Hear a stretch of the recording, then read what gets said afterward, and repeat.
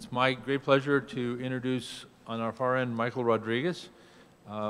Michael is an associate professor here in educational psychology who specializes in measurement. He's the go-to guy on measurement on campus for a whole variety of different areas, including achievement tests.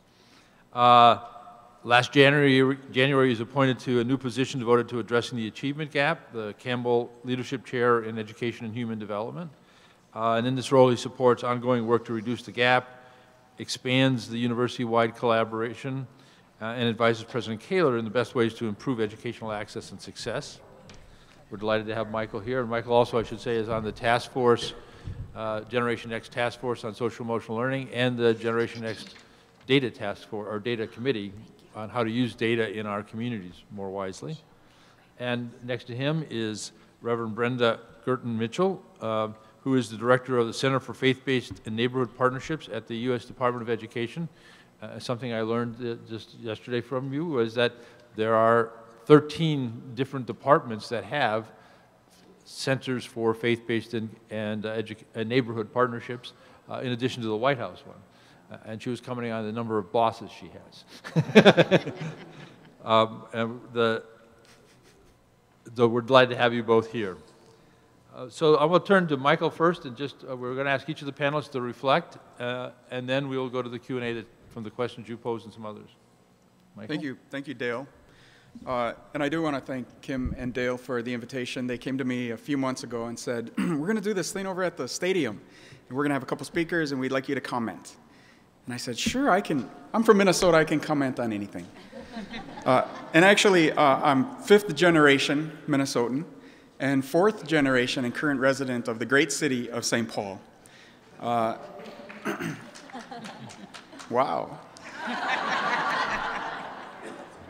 I am honored to have this Campbell Leadership Chair. It's funded by Jim and Carmen Campbell, who are great Minnesotans, graduates of the University of Minnesota, great supporters of the system, but also important supporters of education.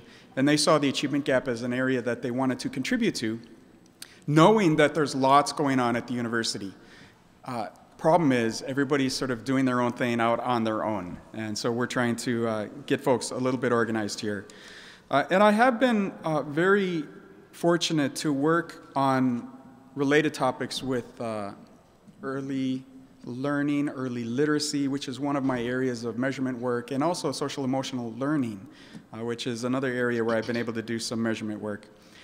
Just as context, I've been working with the state in developing the early learning assessment system. And there are early learning standards in the state of Minnesota, of which social emotional learning and preparedness is a part. I've had a chance to do lots of work with the Search Institute and their focus on assets and social emotional learning now turning into the importance of developmental relationships and perseverance. I also had opportunities and currently work with the U.S. Defense Department because they are also very interested in the social and emotional preparedness for military life. So in all of these contexts, it's about preparedness and guidance and support so that people find a way to fit and make systems work, but also make sure that individuals work in conjunction with systems that all assume this social emotional level of preparedness from cradle to career. It's quite important. So let me just make a couple quick comments, since I'm here to comment on the speakers and their presentation, which I greatly appreciated. The one common component that I really appreciated is the idea of the whole child, which is really key.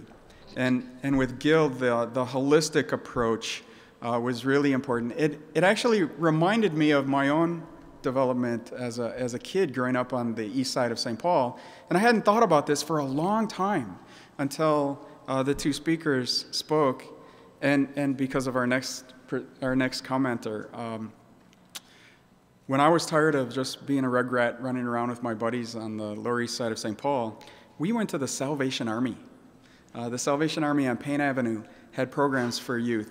And we would go and we'd roller skate in their basement, we'd go on fishing trips, we'd go do campfires, and we'd sing Kumbaya. And the thing is for some kids, Kumbaya works. And for some kids, they need the kumbaya. And so this is an important point because both of the speakers address this issue of context matters. And it's going to take lots of efforts to meet the needs and interests of lots of kids and preferences and tailoring. And we need to think about tailoring after school just as much as we ask teachers to tailor and differentiate in school. The holistic student assessment is a way, I think, to figure that out, to figure out the tailoring piece. And to focus on what we do, which I really appreciate, because in all the work that I do in measurement and in teaching about measurement, measurement has to be driven by the need to know. If we don't need to know, we certainly shouldn't be doing measurement. There are two things that Gil mentioned that I want to address and maybe put forth a little bit of a challenge. I've got a challenge for both of the speakers with respect to the measurement piece. And one is the assessment is norm-referenced assessment. There are lots of norm-reference assessments, and for lots of purposes, it's important to know how are our kids doing compared to other kids, or how kids in this school or this neighborhood doing compared to other kids. Those are important things to know. But I wonder about the possibility of criterion reference scoring, so that it's not relative to how other kids are doing, but it's maybe a statement of the community in terms of how we want our kids to be doing. So let me give you an example. One of the components is relationships. Well, we know that far too few kids have meaningful, appropriate, productive relationships with adults. So the norm on relationships is not where it needs to be. So we might say kids in our neighborhood are pretty close to the norm of other kids. But when the norm is not where it needs to be, that's not where we want our kids. And so the criterion reference component, I think, is something that could be useful for other purposes. And then I just want to make a quick comment on, you mentioned this idea of thinking about stages developmentally. And I really appreciated that. It actually helped me solve a conundrum that I've been thinking about too. Because if we think about the importance of different stages along the developmental trajectory, it gives us reason to ignore the other stages because they all matter and they're all at play. Some are more prominent at certain times than others. But if every component, oops, I was timing myself to keep myself under I'm a measurement guy, so. But if we believe every component matters, then we have to attend to every component at all times. And so I really appreciated that piece. And for Kim, fellow psychometrician, Kim and I just realized we have a common dear friend and colleague. The psychometric world is small, so it was just a matter of time, I think, before we actually met.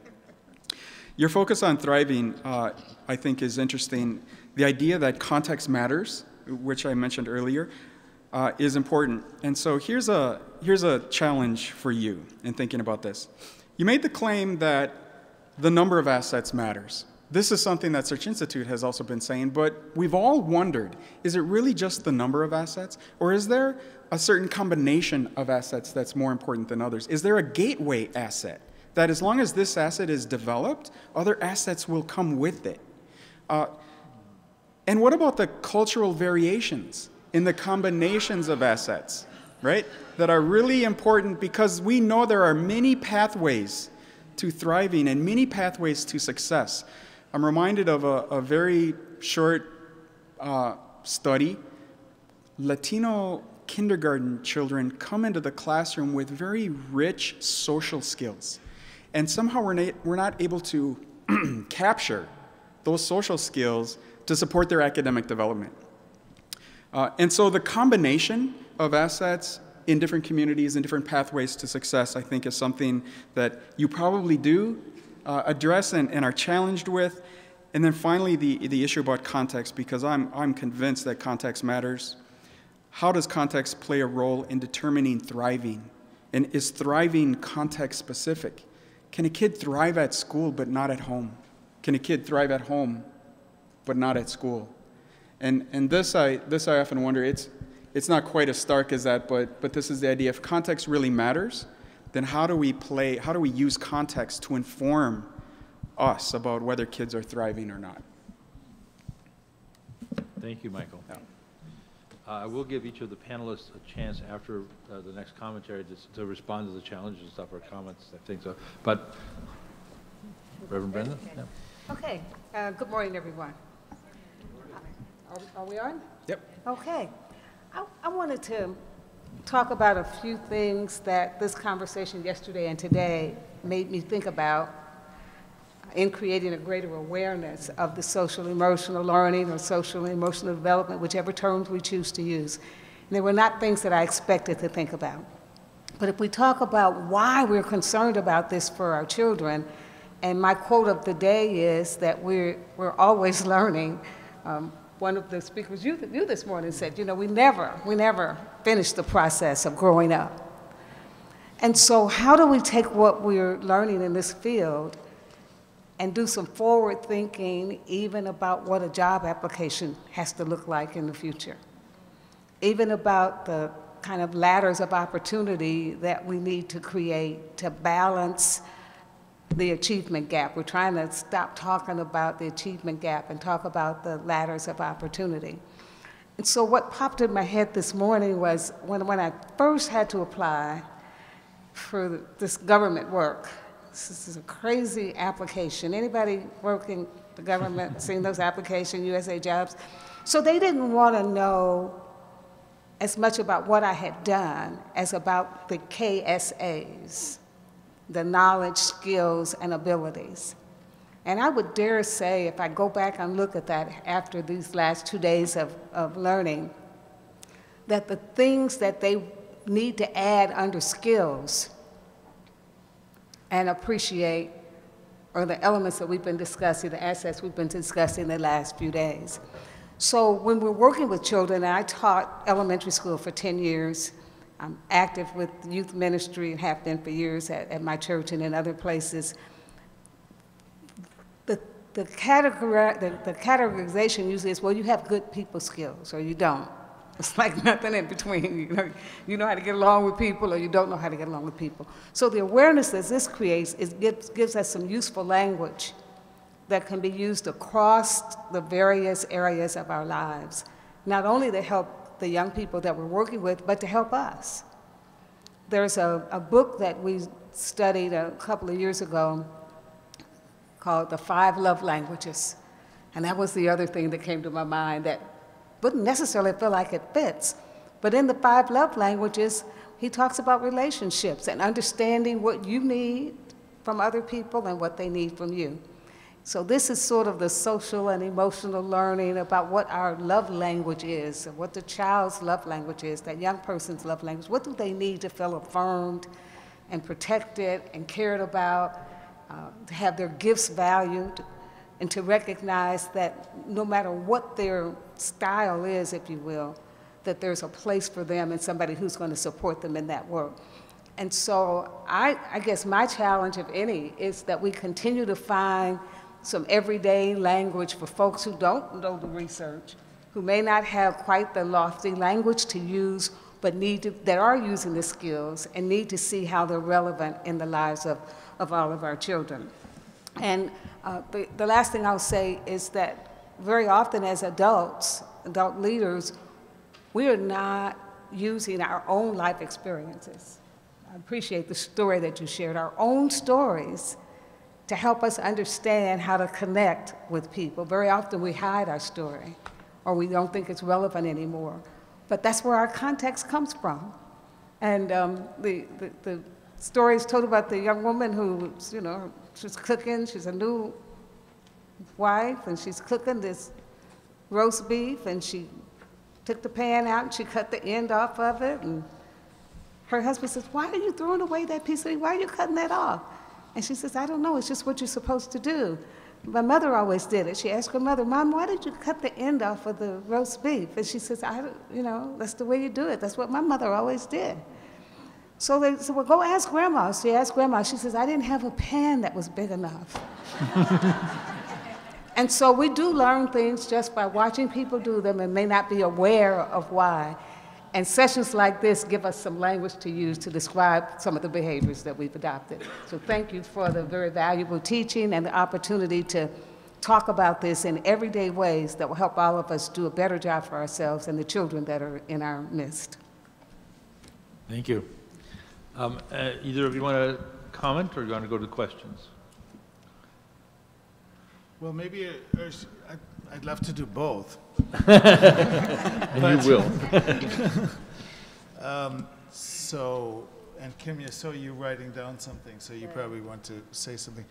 I mean, I can keep this very short. First of all, Michael and Brenda, thank you for really great comments.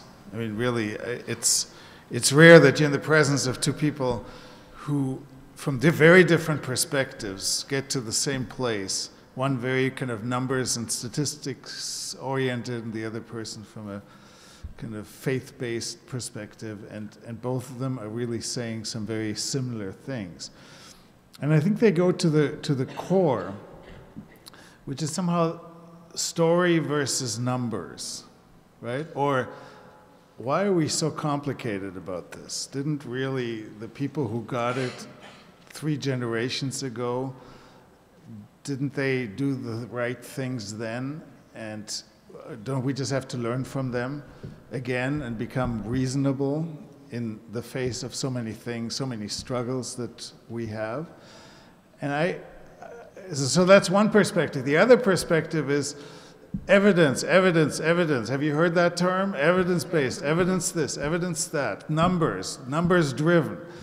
So how do we get that together? That's really the issue. And I think that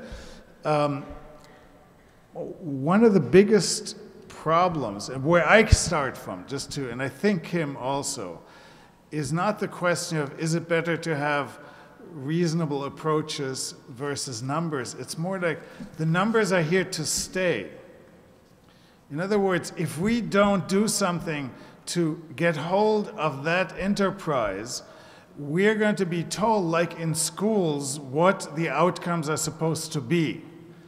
Because outcomes driven is here to stay. And so that's why I think we have to kind of translate the stories and the way we know kids develop and transform that into some numbers that can actually help us make our case. A lot of it has to do with making our case in order to keep the funding coming. Some of it is knowing the kids, but a lot of it has to do with using numbers in a wise way. I'll respond to Michael's comments a little later, because he made some really great comments also about the specifics. But I want to be sure that Kim has time. And I just, so I want to also again thank Michael and Brenda. That was amazing to be able to have commentators, just to reiterate what Gil said in terms of, you know, that really get it, that sort of could comment at that level. And it just, I love the conversation. The one thing I do want to say, so the MDI and the way it was developed was about the idea of how context really matters, and how to give people tools in which they can start looking at what's happening in their context and what they could do about it. And to get to 2 things. So first of all, there's these 5 assets, we call them. And is there one that, is there sort of the uber asset? And I would actually argue yes. I mean, we have some data, we've done analyses across this looking at trajectories, and I would say the number 1 is the connectedness, the relationships, that they are kind of the bedrock of, you know, besides the nutrition and sleep and after school time and stuff, it seems, because the relationships run throughout all of those, and so the relationships are really the key. And I know the Search Institute now is really focusing on this issue of developmental relationships, so I talked to them yesterday. I was like, yes, that's the way to go. So that was, and then the cultural variation is a very interesting one. And you know, I didn't address that in how we're doing our maps and things like that. But of course, we're looking at that idea. And I wouldn't just give you one example. So for example, in Vancouver, we have a large South Asian population. We have very much diversity. You know, as I said, 130 languages represented, all different parts of the city, but a large South Asian population. And the kids who live in those homes, often there's extended family all living together. There's the grandmas and who are there. And, you know, we talk about constructive use of after-school time as being the asset. You know, if you're doing programs, if you're not going right home, because we find a lot of kids do go home, they're on the computer. But in some cultural families, that in fact going home and being with your grandparents, being with your siblings, and doing that, that is just as asset building, well-being building, as is other children who might be in after-school activities. So I think that that idea that one size fits all, that's not at all what I wanted to say. We really have to see is how different things make a difference depending on children's own backgrounds and stuff. So I think that it's a critical issue. We've had a number of questions, just very briefly, questions around the cost and access for each of you. How do you access the tools you were talking about? And very briefly, again, something on cost or something. So the MDI is relatively new. It is, we did our first pilot in 2010 in BC, and it's now, as you saw, 23 school districts.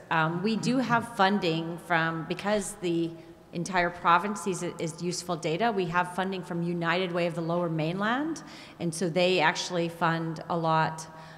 They provide a lot of funding, and then school districts pay, but school districts with communities. So for example, some school districts work with their city planning, and they actually get money from city planning, go to their community thing and the school district in combination. Now as far as cost, it's kind of a per student, because basically, I wanted to make one comment.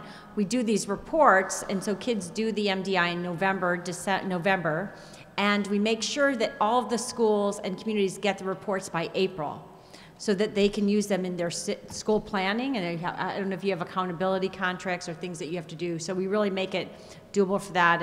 And the cost, like, I don't know, I wouldn't say a cost for a larger district for, like, you know, with a few thousand, like say Vancouver with 3,000 students, that they get the individual school reports plus the community reports plus all the maps and things, is about $15,000, $17,000. A really small district with could be as low as $2,000 or $3,000. So, thank you, Gil.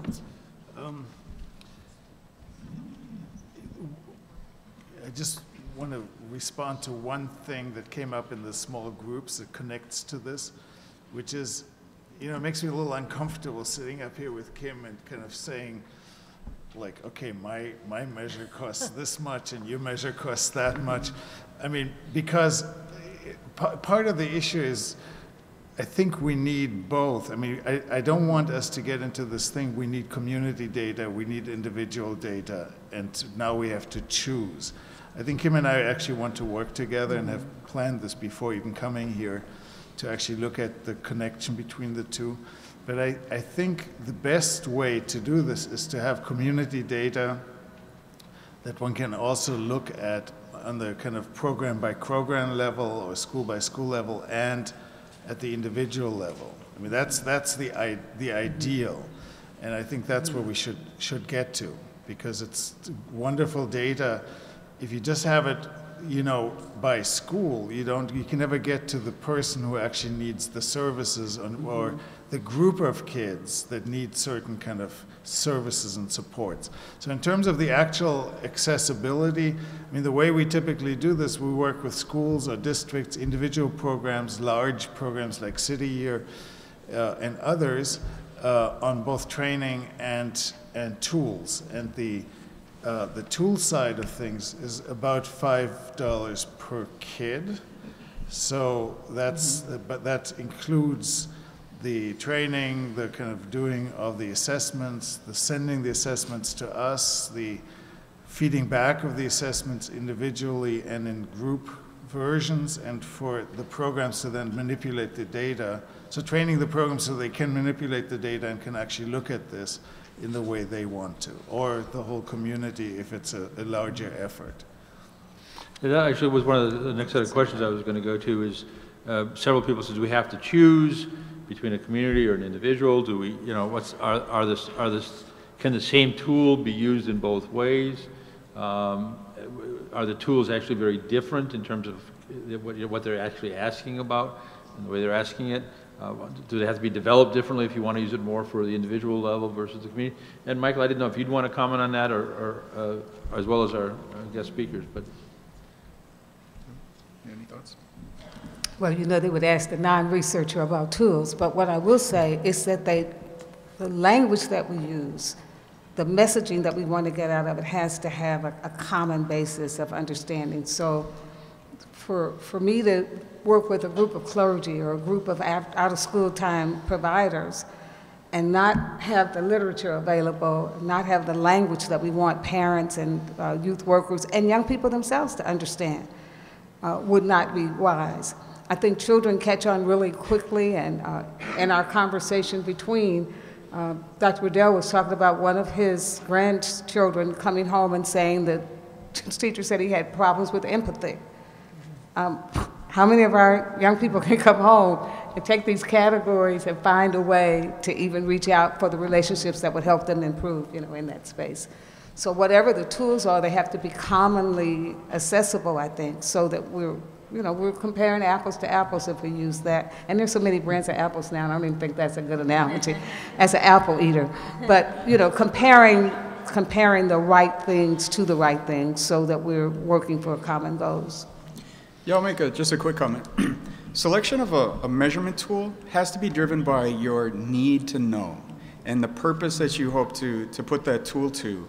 And so, you know, the holistic student assessment, I think, is well suited for the purpose for which it was designed. And there was the model of intervention. You know, the tiered intervention model, I think, has a lot of foundation and a lot of settings. We use it in early childhood education. We've got a response to intervention model. And in order to identify those kids that perhaps need the most intense intervention, then you need an assessment that can give you information at the individual level and allow you to identify those with the greatest need. And so the way it's scored and designed and developed, it serves that purpose well. If you're really looking for community, the kind of community mapping of profiles to make much broader, larger policy, perhaps programmatic kind of decisions, it requires a different kind of tool. I'm afraid we're out of time. Just help me in thanking join me in thanking the panel for their comments and that. We did have a number of other rich questions, and I'd encourage you to come up and talk to the panelists and stuff. I just want to say in closing that I'm struck by a number of things. I'm struck by the notion that we actually wrote about a long time ago when we followed 1,000 young people growing up in Milwaukee, and we found that the kids who did well had an arena of comfort.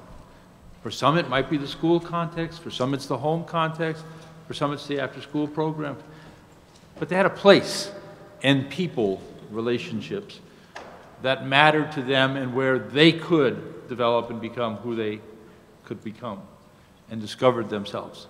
I'm also struck by the extent to which our speakers particularly talked about the role of data in helping us listen to the voice of young people.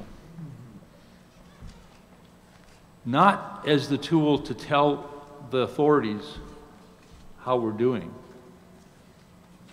but to listen to the voice of young people letting us know how they're doing, what they need, how we might do it better.